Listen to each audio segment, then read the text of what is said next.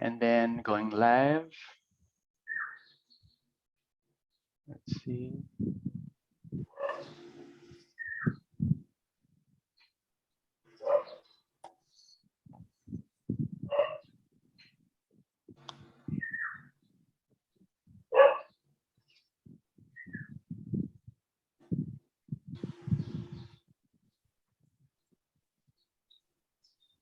All right, and it looks like we are live. Okay. Okay, good morning to everyone. Good morning. Welcome to our event for today. Okay. So our event is called How Do We Move Forward Post-Election? So this is actually a very casual question and answer with our founder, Dr. Carandang. And the MLAC team is here as well. Just to give background, we had a conversation with Dr. Hani pre-election, and it was about how to cope with our anxiety. And now we thought of following it up with a post-election question and answer. And this is because of a big demand. There's a lot of questions being asked, and this is our way of contributing and answering those questions. So our speaker is Dr. Hani Carandang, founder of MLAC, national social scientist, clinical psychologist, and writer of many psychological books about Filipinos in particular, and my mom. So I will keep that short because we only have an hour and we want to have as much time for your questions as possible. So let's go straight to the point. The first question, and again, feel free to ask your questions in the comments. But the first question is, how do we move forward after the elections? And just to add to that, I wanted to ask as well, why do you think, Mom, that there's a need to ask this question after the elections? Yes, that's a question that's been asked of me and been asked in posts or questions in the media from so many people. So therefore, I think it's a common demand, as you say. Why is that a question?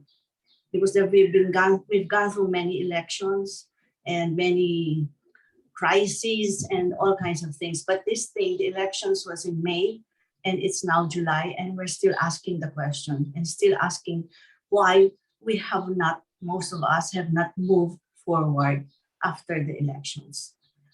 I think the first thing we need to know to do when we are posed with a question or a problem to solve is to have clarity, to be clear. What is it happening inside us when we are asking this question? What is the meaning of this question to us? And what are we feeling? What is going on inside us when we are asking this question? So being aware of that, being mindful of that. So we pause as we are doing now and talk to each other, ask questions, answer whatever is in your mind, bring it out so that it can be discussed and do it together as a community. And that's very, very important. No? So the question is, why have we not moved forward? Why do we seem to be stuck in this question of, I can't seem to do anything. People say I'm helpless, I'm disempowered, I'm very angry, I am paralyzed. There's nothing I can do. It looks like we're just going to be helpless and disempowered for many, many years. And that's a very real question, a very real feeling. No? So I think the keyword is, why are we stuck? Why can't we transcend this? Transcend, to go beyond. Why can't we transcend? Just an aside from the book, our book, one of the books I wrote with Jess and Bless is entitled The 7 Basic Psychological Needs, Back to Basics. And one of the best 7 psychological needs is the need for transcendence, which is also an ability of every human being. So when we are faced with something that seems to be a blank wall, I think we need to know how to go beyond it and to know that something is beyond it.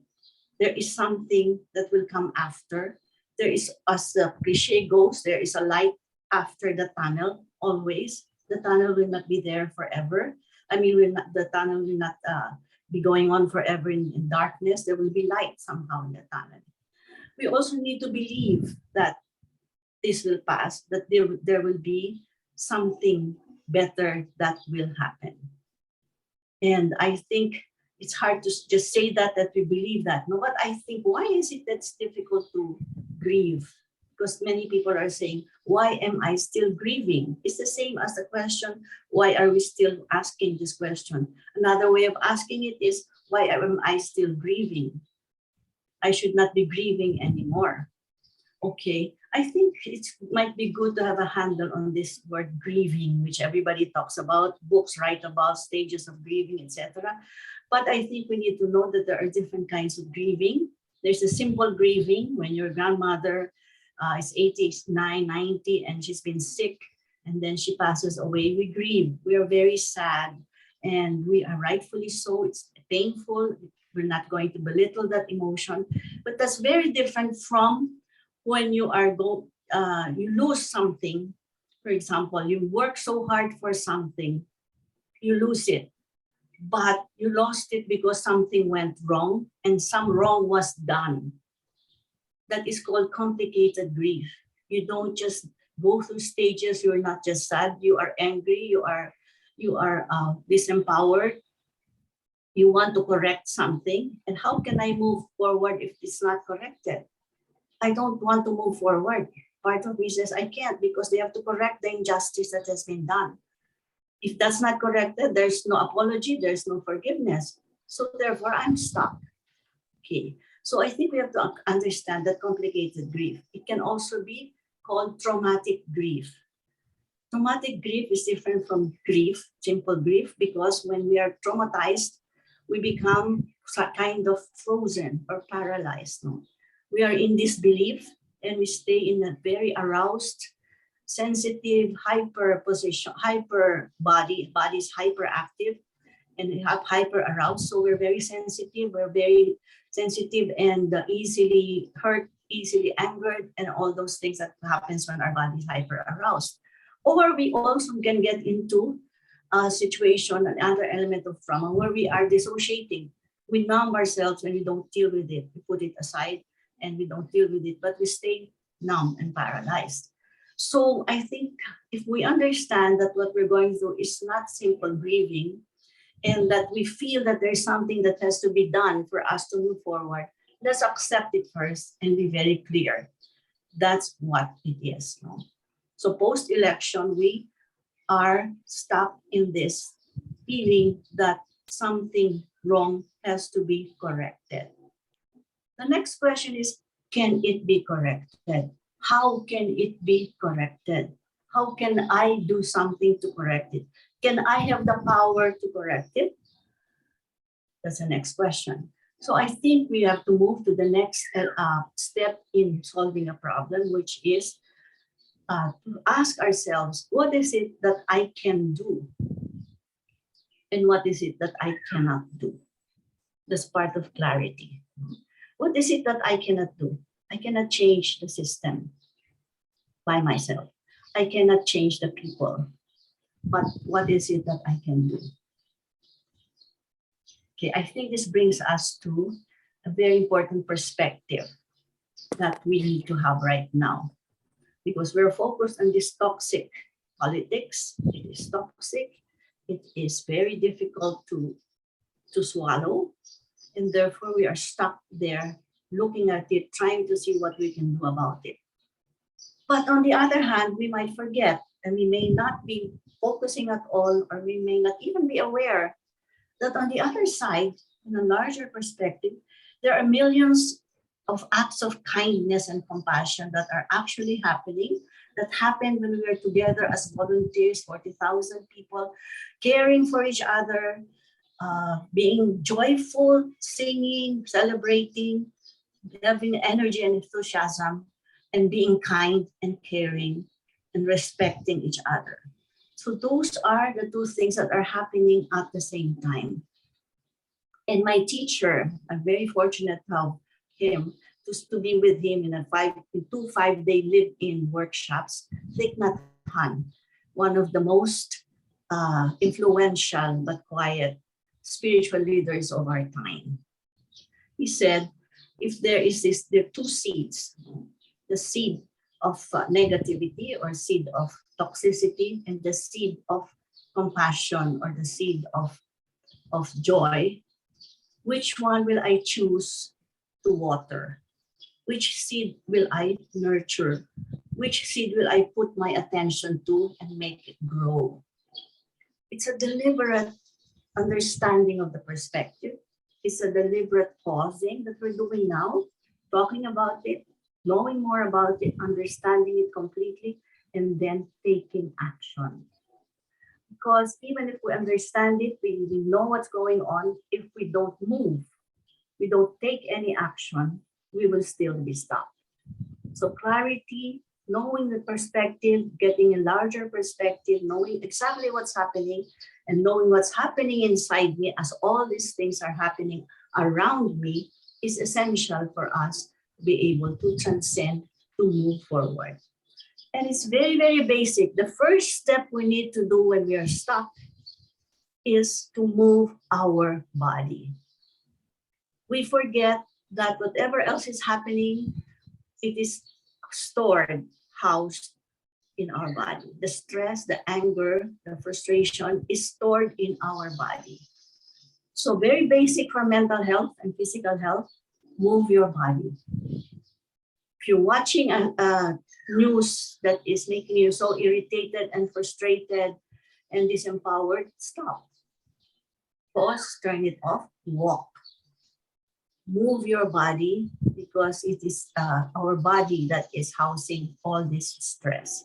And if we don't move it, it gets stuck. The energy gets stuck and frozen. So very simple, but very, very important to be aware and to act on doing something and moving our body. That's one. Exercise, dance, sing, walk, jump, whatever you need to do to move your body, that's one. And it's so basic, but we neglect it. So I'll say that's one very important thing we need to do. Okay. So Chris, I think there's another thing that we were talking about the body. Okay, now I remember.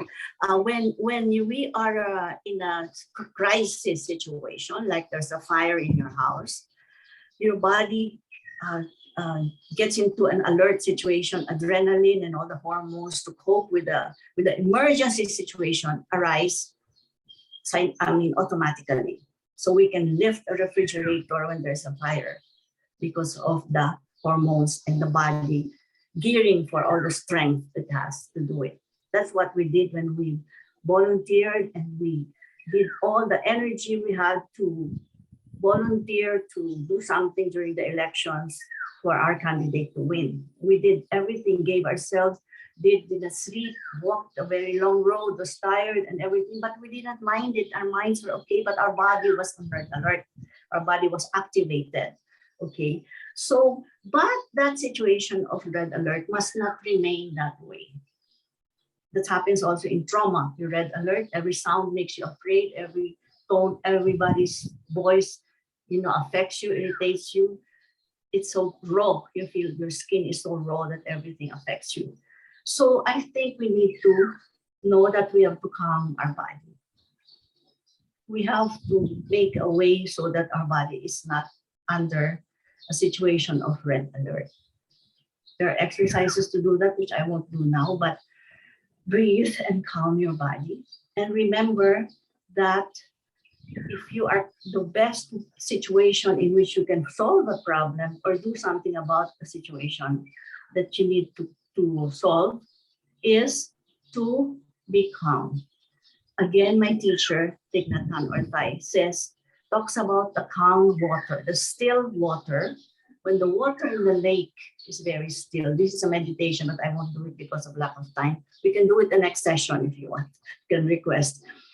There's a meditation about clear water. Imagine a lake on top of a mountain. It's very, very still. Because it's very still, it reflects exactly the clouds, exactly how the trees look. But when it's turbulent and it's wavy, it's not still, it distorts the image of the sky. Now apply it to us when we are a water inside our energy is very turbulent. We cannot see clearly. We distort. We get angry at somebody who says something. We become very, very unclear. We cannot see, we cannot receive what is before us clearly. But when we calm our body, we calm our water and pause, we can now see more clearly and we can receive what people say, what's happening clearly. So again, that's clarity. Okay. Thank So you. one is, Sorry. yes. Sorry. Yes, please, Sorry to please. interrupt. I feel that there's a need to summarize what you've said so far, especially Yes, since there are please. people who are just tuning in right now. Oh, okay. But you've mentioned so many highlightable things already, but I just wanted to try and summarize that. Number one, in the question of, why am I feeling stuck? I think you really highlighted how it's rightfully so. It's valid for us to feel sad or to grieve. In fact, you clarified that there is such a thing as complicated and traumatic grief, which not only entails feeling sad and grieving, but also feeling a lot of mixed feelings, feeling anger because of injustice. So you're saying that all of this is valid, that's the start of it, validating these feelings that we are feeling. And I think that is important because especially in social media, there can be comments about, bakit hindi ka pa nag-move on, bakit Mm-mm. tapos na to, bakit stuck ka pa dyan. So that can unintentionally be invalidating to a lot of people. So maybe there's a need to ask the question. There's a need to know that they're not alone in feeling that as well. And then after that, you focused on answering the question, how to move forward. And first, we need to differentiate what we can do from what we can't do.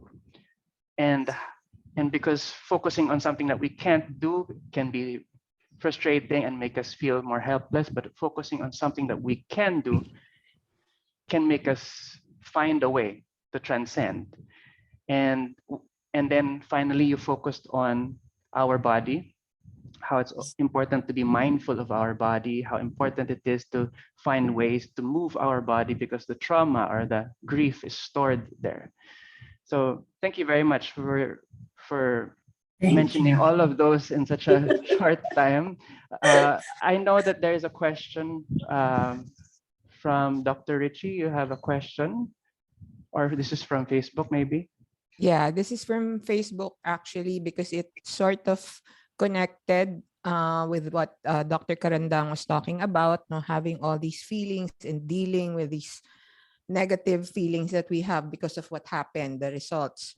This one Yes. is about, this person is asking, how then do I deal with people whom I know caused such misery and who continue to mock and malign my choices? Wow. This is Yes. an ongoing thing. An ongoing thing. So they continue to malign your choices. They insult you. They kind of bully you in a way. They have power. Their words have power to make you feel like you're not good. That's the dynamics of it. They malign you, and you are affected. That's it. So maybe how do you now protect yourself, because the maligning is going to happen. It can continue. You have no control over what they do. You have no control what they are gonna say to you. But what you can have control with is how you will react and respond to this. So first, again, as I said earlier, clarity. Accept that this picture. These are the people who continue to malign me. And how do I now do something about it? I will not Tell them what to do because that will make them more powerful, and that will not change because they will continue to do it. And if bullies see that you're affected, the more they will do it, the more they're happy and successful. That's what they're doing because they are affecting you. So the next question is, how do I mindfully pause and protect myself from the impact of this ongoing attack that people do to me? Okay, that is the question. There are ways that we can protect ourselves. It's easier said than done, but there are exercises, one of which is to the meditation exercises or mindfulness exercise, where you pay attention to what's going on and breathe in and out and calm. You literally say, breathing in, I am aware of my body. Breathing out, I calm my body. That's one. You pause, you understand what's going on. You know what you cannot do and you don't go there. You do what you can do and you go there and do something. So that's one. And of course, I'll go back to what I said earlier. You have to move your body.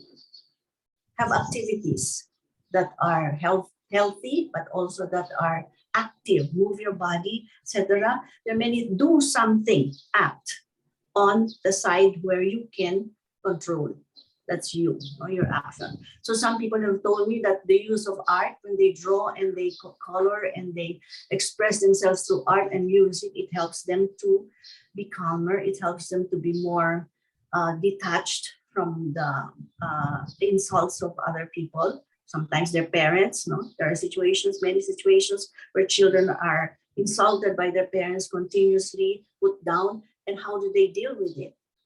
So they look at themselves and they do what they can do. So some people go exercise, do something with their bodies, move. Some people do art. Some people sing.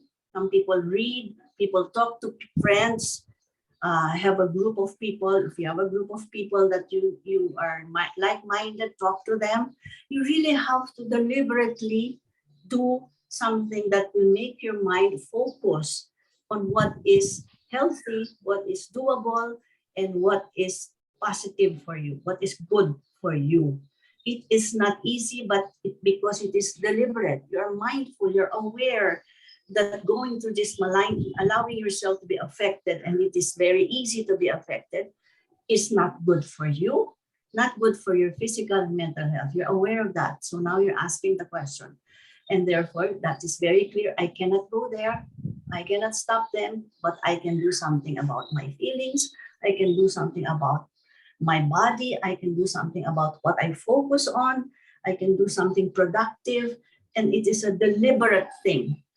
It's okay that it's deliberate. It's okay that in the beginning you seem to be forcing it. That's okay, because you need to change your focus of attention. You need to pay attention to something other than what is putting you down. I've given that advice to a lot of children whose parents unwittingly put them down all the time. And they have to survive because they're in a family and they cannot get away from these people. The other thing is, if these people are maligning on social media, don't use social media all the time. If you're addicted to social media, and even if you're not addicted, because social media has dominated our lives now, dominates our lives now, you can take a break. Even for everybody listening now, social media as it is now, with fake news and lying all the time, please take breaks.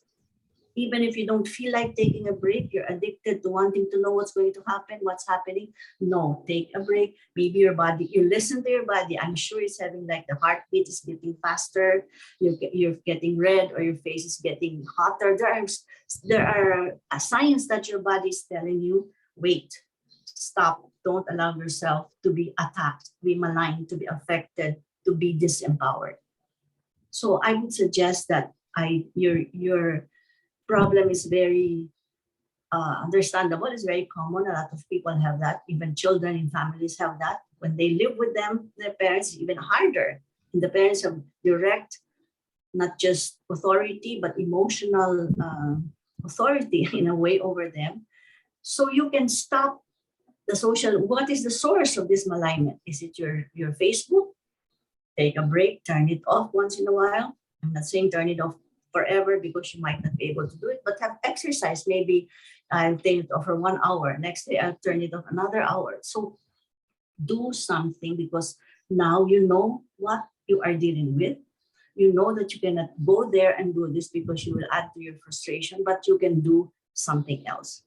So I suggest find that something that you can do, and there are many things you can do that make you not a victim to this, a victim of these people who are just there to malign and to attack. And they will be there. They're there.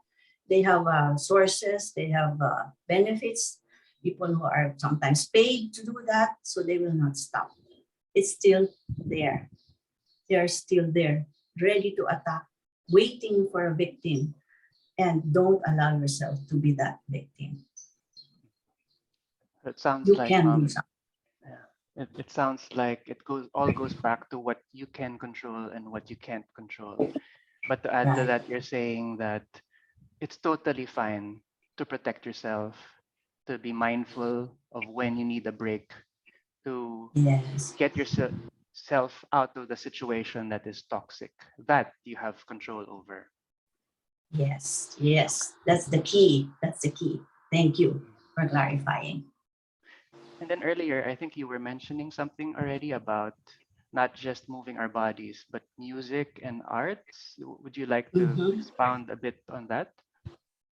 Yes, I've said this earlier during the pandemic that one of the most balancing or the most helpful activities people have done is to go into the arts. In fact, right now there's an exhibit of Pio Abad, an artist in Ateneo Arete, and he has empowered himself through his art, and many people are watching it and are inspired by it, are feeling better about what's happening. He is exhibiting the effects of martial law, but it's in art form. So there's an added benefit when you do it through art, because art means you go inside yourself, capture what's going on inside you, and bring it into the outside world. That is the opposite of what's happening when you are being imposed upon by the outside world. You are being attacked by the external force that attacks you inside. When you do art, any kind of art, you don't have to be an artist. You can dance, you can sing, you can read art books, you can look at beautiful art pictures, going to art music, etc. Listen to music you like. What's happening there? The opposite dynamic is going on, because you bring what's inside you, your sadness, your grief, your gladness, whatever it is, and bring it out and impose it on the outside world, which is the opposite of what's happening now when we become helpless and powerless. So it is intrinsically empowering. So I think it's something we can explore, and it's not difficult. It's immediately doable. Let's mine it. Let's use it. I think something that you have mentioned in the past as well, Mom, is how Yes. it the arts helps people come together. Mhm. So not just allowing us to express ourselves, but also to bring people together as well. Yes, yes, yes. Bring people together, and let's say sad music, for example, when somebody's grieving, we want to listen to sad music. When we listen to sad music together, we cultivate also compassion. We feel with each other. That's one of the most rewarding, pleasurable experiences of human beings. When you know that the person feels with you, accompanies you, and you are not alone, and feels your experience. And then you connect deeply with these people. And as a group that we're doing now, we're connecting with each other.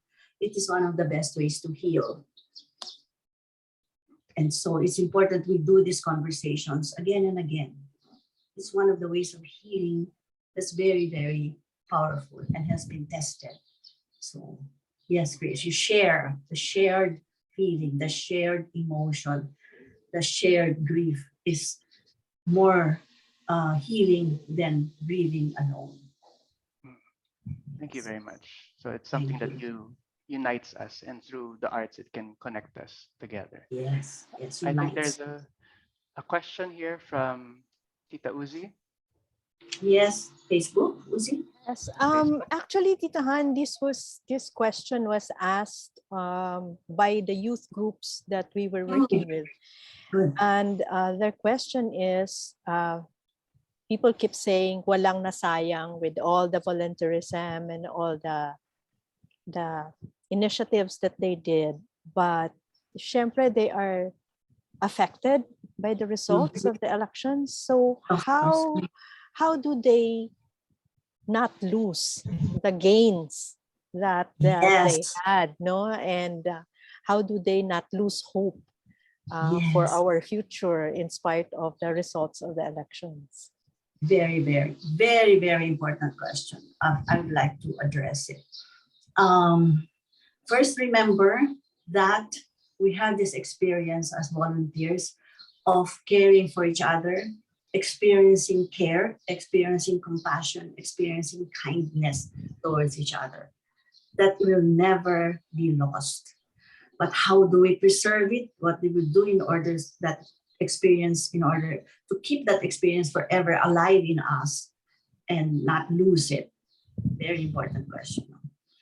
I think I think it's very, very important to know that there's, as I said earlier, the balance in the perception that there is this other side apart from opposite of the toxicity, where we have the kindness, the compassion, the truth telling, etc.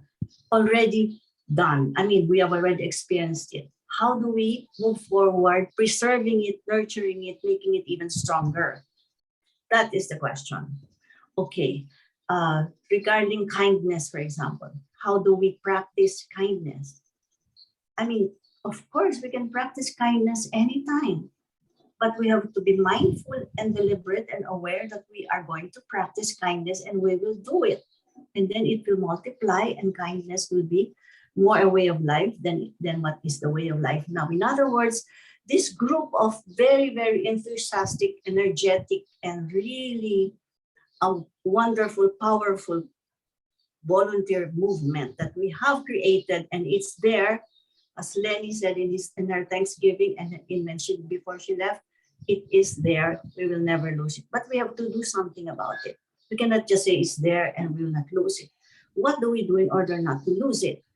Well, there is this thing we can do where we will be the people, agents, we will change the culture. I'll say about that later.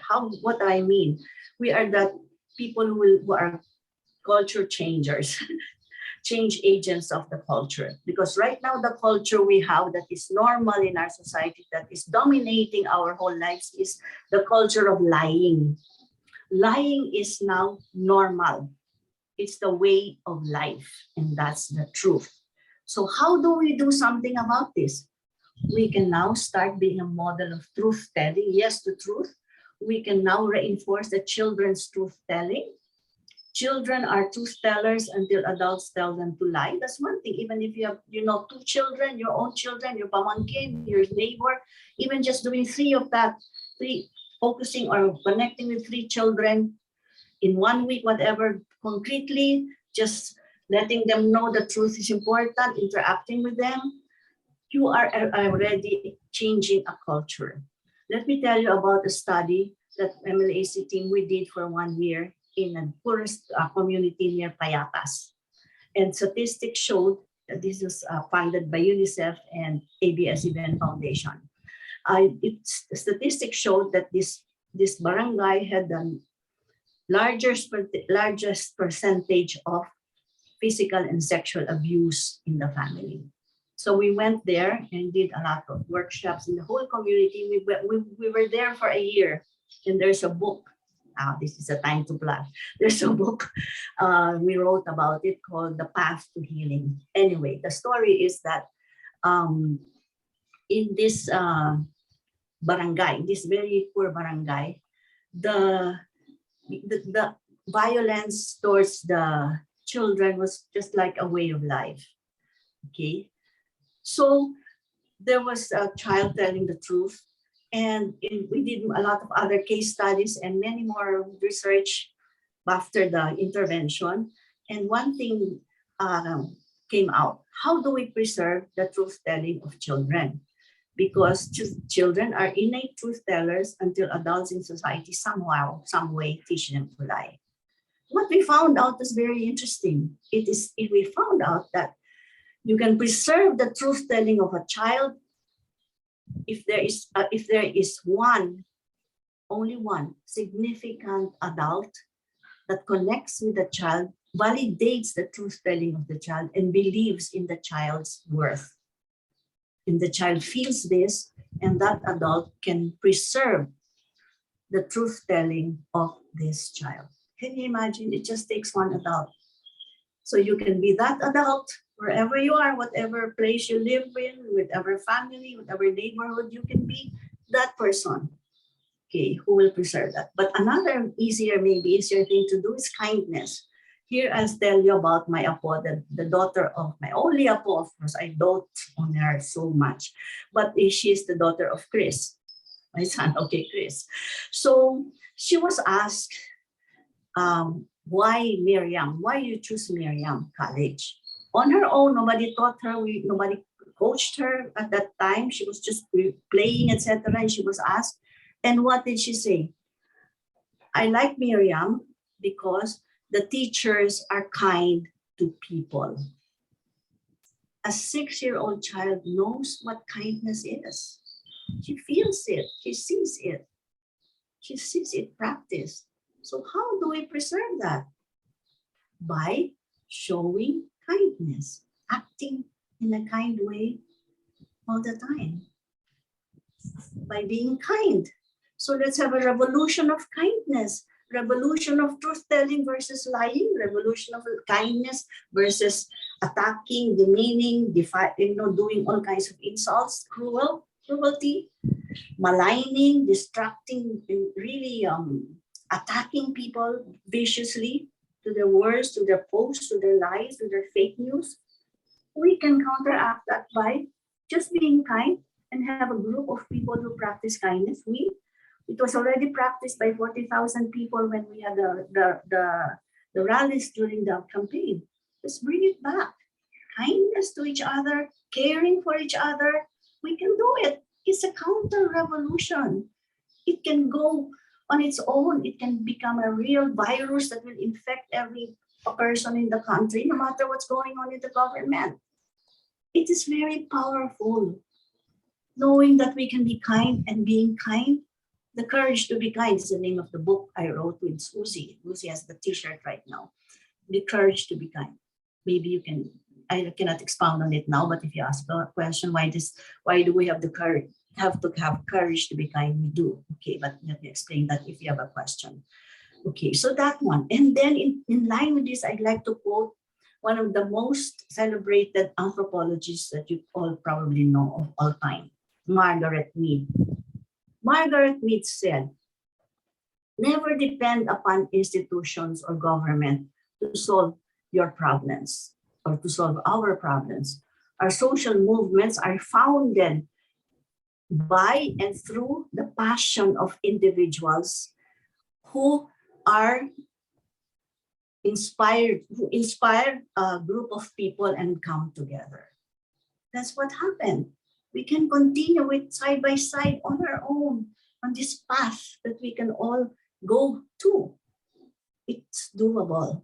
So remember, the social movements are founded by and through the passion of individuals and groups that come together and empower themselves. We are already doing it. Let's not stop. Let's keep on doing it. Maybe when our leader comes back, when Lenny comes back, we can see how we can give to the Angat Buhay, what we can contribute. Because let me tell you, there are 4 pillars of the Angat Buhay. One is kalusugan, health. Can be physical health, like health of mothers, newborn babies that die, the mortality rate, that's the bottom line focus, but it can be mental health. Okay, kalusugan, what's the other one? Kalusugan, edukasyon. So we can go through education, books, and maybe how we connect with teachers, etc., do workshop for teachers and so on, go to schools, which we are doing now. We're going to different schools. And then the next is disaster management or disaster, help with disaster. MLAC has, I wrote the first book on psychosocial way to deal with disaster. It's called Pakikipagkapwa Damdamin, accompanying survivors of disasters. Not just giving them what to do, just giving them food, but giving them their inner resources to survive and to flourish. There's a whole story there. And the last is community engagement. There's many aspects you can go to. Community engagement, your neighbors, like here in Batangas, we have a barangay and we're doing some work with them. The medical, my husband's doctors do fielding doctors, not just medical mission, but regular, not one mission and then finish, no, regular. And then we are going in there to do the psychosocial services. For example, parenting to prevent family violence. There's a lot of family violence. There's so many things we can do. To think of those four. Have your group attached to either one of them or two of them or whatever. It's concrete, it's doable, it's right there. We have just been so focused on the toxicity because it's dominating us through social media. So the other thing is let us flood social media with messages of kindness, messages of respect, messages of dignity. Flood social media with our counter-revolution. It's doable. Our own Facebook, we can just, post again and again. Remember how they won because of constant, unceasing social media posts for 10 years already. So it's a kind of a brainwashing that's very effective. Let's do a brainwashing for something that is positive, something that is good core values. Let's focus on how do we preserve core values in our society because they are almost gone. Kindness is there, but the dominance of cruelty, the dominance of insults with our dignity is stronger right now. But we can become stronger in this mission, this crusade, this movement that has already started with all the enthusiasm, all the energy. Keep it, preserve it, move it even forward. It's doable. We can do it. Especially the young, they have the energy. The young people are the ones with all the energy, the enthusiasm. I love your enthusiasm, which of course old people like me have, but not physically able to deliver. But please inspire us. Continue with your energy, enthusiasm, and volunteerism, and of your own way of giving. It's very empowering, Mom, to know that actually what we need is already here. Yes. Right? Maybe it's just something that we need to uncover and to bring out again, just like what you said, like children tell the truth until adults teach them to lie. So maybe in all of us, it's there already. It's just a matter of uncovering it.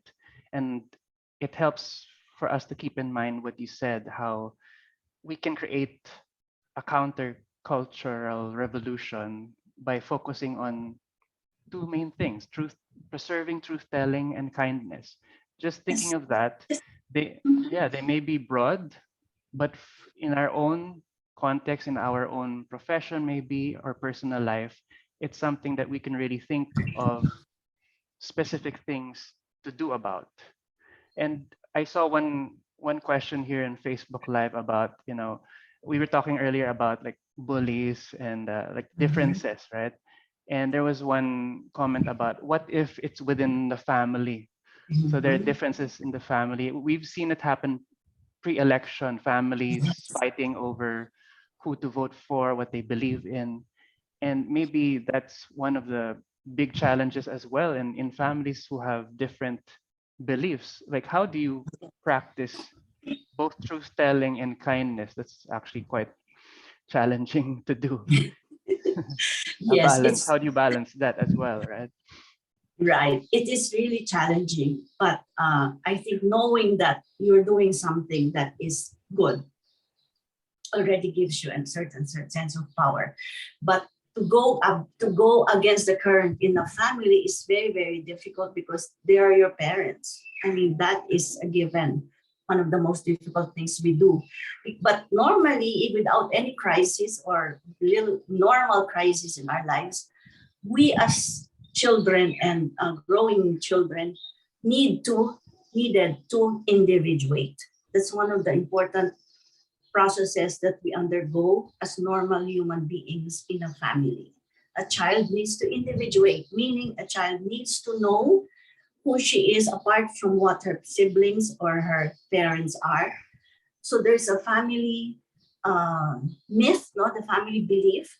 And sometimes when you're very, very young, you just automatically, just naturally just absorb the values of your parents because you still don't have that developmental stage where your critical thinking is already developed. That's why it's very difficult to change intergenerational patterns in families. We absorb it totally, subliminally, deeply, automatically, uncritically, and totally. So how do we then break the pattern? I'm going a little bit out of the basic question, but this is an important process. So how do you individuate? So how do we then break the pattern? The most important first step in breaking the pattern, again, is awareness.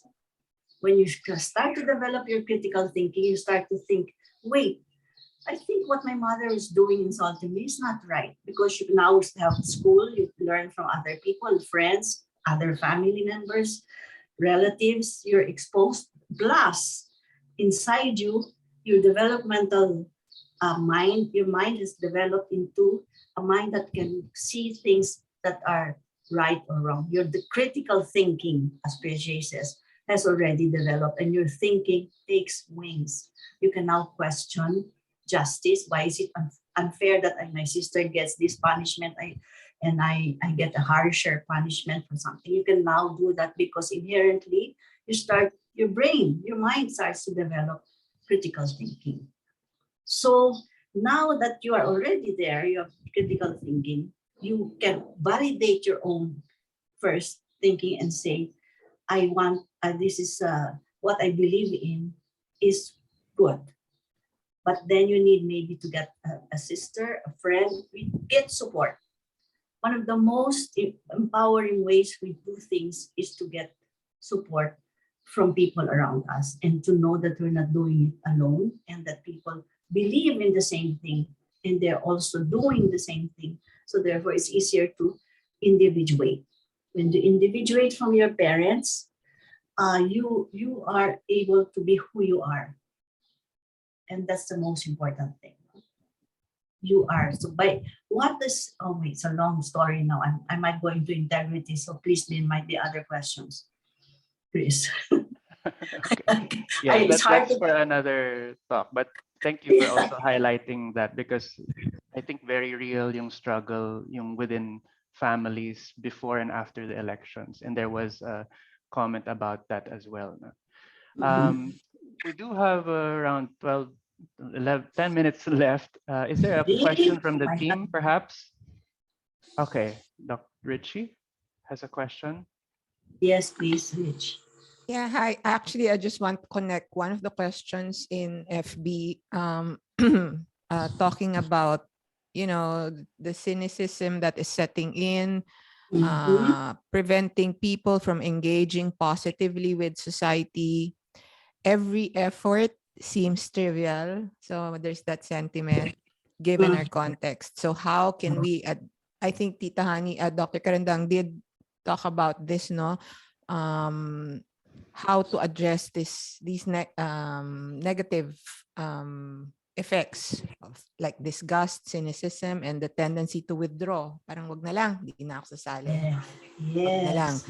And I just wanted to highlight what Dr. Carandang has been saying to stay connected, the importance of affiliation, to continue building communities, having this sense of community to facilitate change, just to keep moving, staying connected with one another. So I just wanted to highlight it in the light of this question that just came up in FB. Thanks. I think that's the critical element, to be connected and be supported and be accompanied, and to know that you are doing things together. Because interconnectedness is the basis of compassion. Interconnectedness of all human beings is the basis of compassion. And interconnectedness is the basis of empowerment. Because we are interconnected, we are doing this together, we are essentially automatically empowered.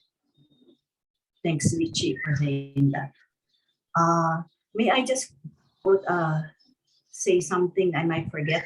It might not be exactly, anyway, as a conversation, I might be a little not exactly there. But I'd like to say it before I forget this, no?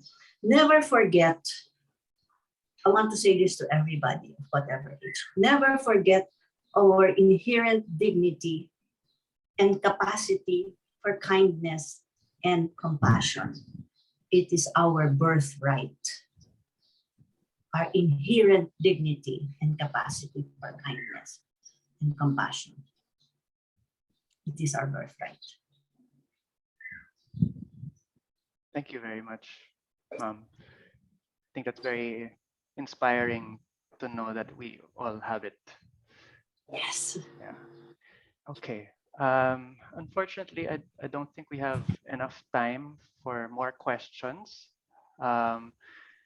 But if you want more of these kinds of conversations, or you feel the need for a particular topic, please don't hesitate to let us know. You can contact us through our FB page, Instagram. Pretty soon we'll have our website up as well. And if you do also want to, you feel the need to bring us to give a more in-depth workshop perhaps, or talk to your group, organization, or company, you can do that as well. So this recording will be uploaded here on Facebook, but also in our YouTube channel.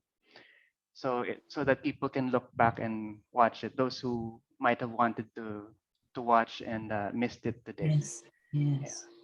But Mom, do you have any last thing you wanna say before we end? First, I'd like to say thank you to everyone who made the effort to come to join us here. We need everybody feels the same way, and who to accompany. We need to accompany each other every step of the way. So just be there, be there with us, and expand our group, and continue to have that energy, especially the young people, that to address them. Your efforts are never wasted. They always lead to something. In life, it always leads to something. Maybe not tomorrow, not next day, but it results in something. It's never, ever wasted.